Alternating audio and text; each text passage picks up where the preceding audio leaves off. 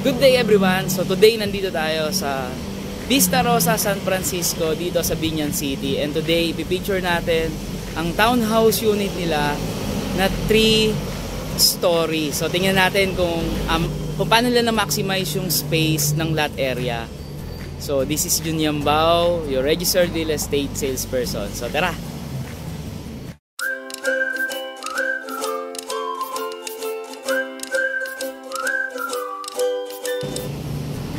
We're here sa Vista Rosa, San Francisco in Binyan City. And today, ipipicture natin ang isa sa mga model units. Kung makikita nyo, meron tayong may isang cluster tayo dito na may 4 na units. So, ipipicture natin is a dress unit ng Vista Rosa, San Francisco.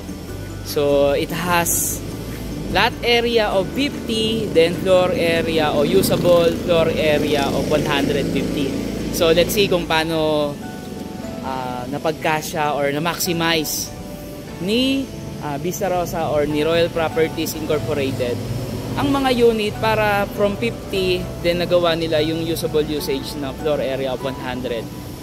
So tara po. So by the way guys, it has 3 bedrooms, 2 toilet and bath. Then meron tayong carport.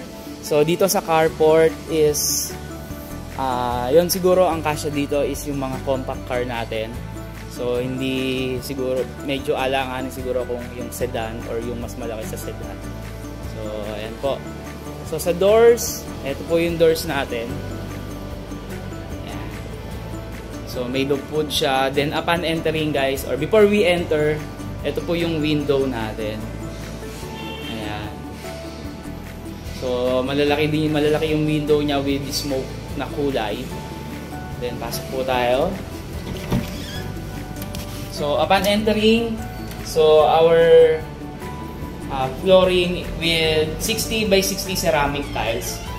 Then ito po yung ating living area. Ayan, naglagay sila ng TV dito. Then dito, ayan, ito yung kitchen. So dito since dress unit siya, so para may division, so naglagay sila dyan ng sliding. So good thing sa sliding, space saver siya. Ayan. So dito, ayan, naglagay sila ng ito yung ating kitchen with hanging cabinet. Then ito po yung ating cabinet sa baba ng kitchen. Then dito, ayan, naging mas aesthetic.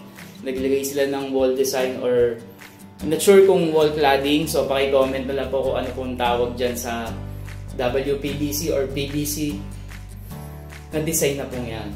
Then dito, ito yung ating pwedeng gawing service area.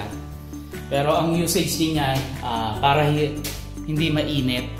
Ayan, so tago siya dyan. So yung air passage, pasok po dito.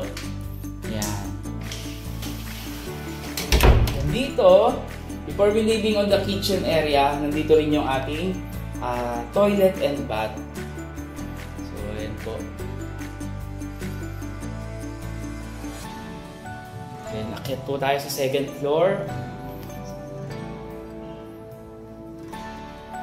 Ayan. So, sa second floor, yan, naka-tiles din po yung ating stairs. Then, naka 60 by 60 rin tayo na tiles dito sa second floor. So dito, kung mapapansin nyo, ang ginawa nila is naglagay dito na study area. Pero pwede mo siyang i-convert kung gusto mo maging computer area or naging office. Then dito, so dito pwede kayong gawing family hall or kung magre-review kayo ng kids, so pwede rin. Or kung meron kayong everyday Bible study, so pwede nyo rin pong gawin dito with the family.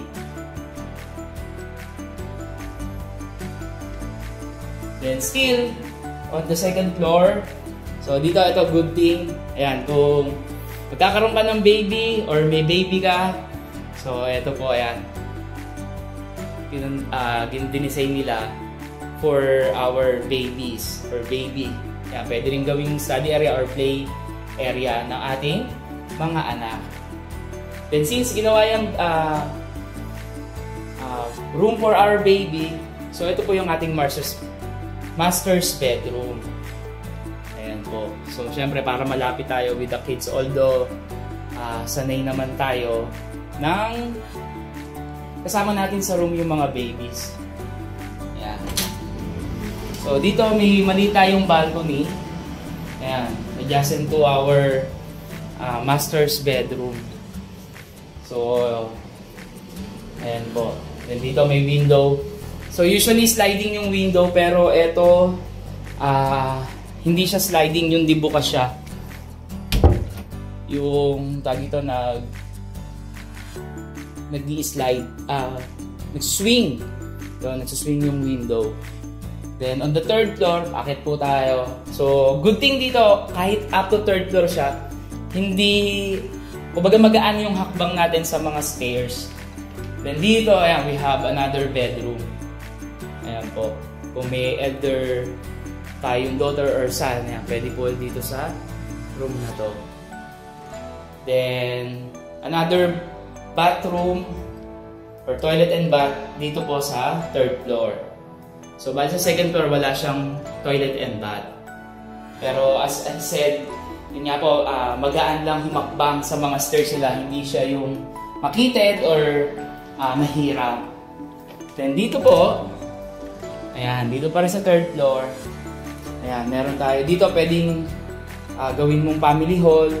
Pero if medyo malaki yung family nila, pwede mong i-convert into room po siya. Then, dito naman po is, ayan, may balcony tayo dito wherein pwede kang mag-receive ng visitors, family and friends, or if you want, you can have here yung family bonding with your family. So, ayan, napakaginhawa po. And, ayan, matatanawin niyo po siya, yung ating baba. Ayun lang po, if you like this unit as your dream home, just simply message me. Iiwan ko po yung aking contacts on the screen para ma-visit po natin siya personally and makita nyo po siya personally. And good thing dito, yon na-maximize ni developer, which is the Royal Properties Incorporated. Kung yung 50 lot area is na-turn into 115 square meter.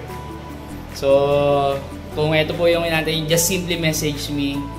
This is Jun Yambao, your registered real estate salesperson. And always remember, every Filipino family deserves a what we call home. Bye-bye!